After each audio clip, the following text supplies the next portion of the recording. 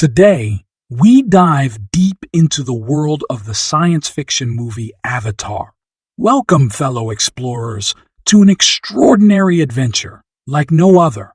In the year 2148, Earth was a grim and desolate place, struggling under the weight of an overpopulated and resource-depleted world. Pollution, famine, poverty, and war plagued the planet, while an energy crisis added to the mounting chaos. In the midst of this bleak existence, we find Jake Sully, a 22-year-old former Marine who had been left paralyzed from the waist down due to combat injuries. Living in a dilapidated apartment in a sprawling city complex, Jake's dreams of a better life were shattered by the harsh reality of his situation. One fateful night, Jake found himself embroiled in a bar fight, driven by his innate sense of justice when he witnessed a man striking a woman. After intervening and breaking up the fight, he was unceremoniously thrown out onto the streets by the bouncers, who callously hurled his wheelchair at him.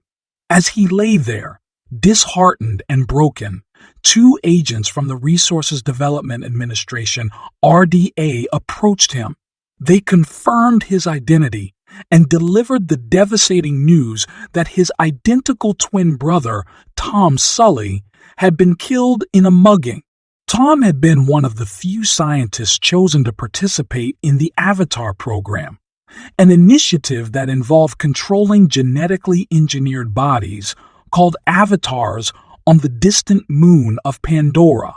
Since Jake shared identical DNA with his brother, he was deemed capable of linking with Tom's avatar and thus saving the ERD the expense of creating a new one.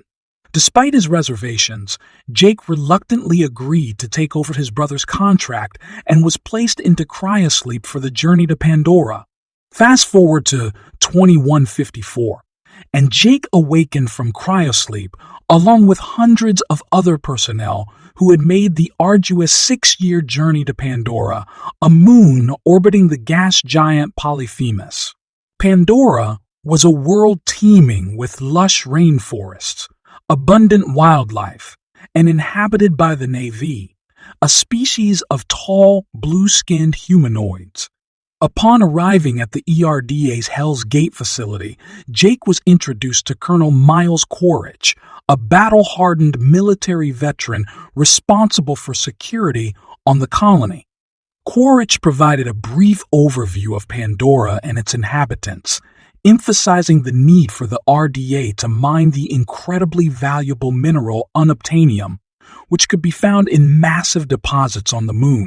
Meanwhile, Jake met Norm Spellman, a biologist, and Dr. Grace Augustin, a botanist and the leader of the Avatar program.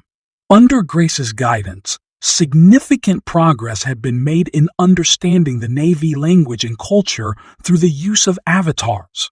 However, Grace was deeply dissatisfied with the RDA's decision to replace Tom's avatar position with Jake, as it showcased the corporation's disregard for the scientific aspects of the program. Parker Selfridge, the RDA administrator, prioritized the mining operation and profit margins over the welfare of the Na'vi and the exploration of Pandora's unique ecosystem. To gather intelligence on the Na'vi and their sacred geometry, which housed valuable unobtainium deposits, Quaritch enlisted Jake as his informant. Jake was tasked with gaining the trust of the Na'vi and persuading them to leave their home within 3 months. After weeks of training in his new avatar body, Jake, along with Grace and Norm, embarked on expeditions into Pandora's wilderness, accompanied by tsu'tey, a retired Marine pilot. The second part of this video has been published. Please check it out.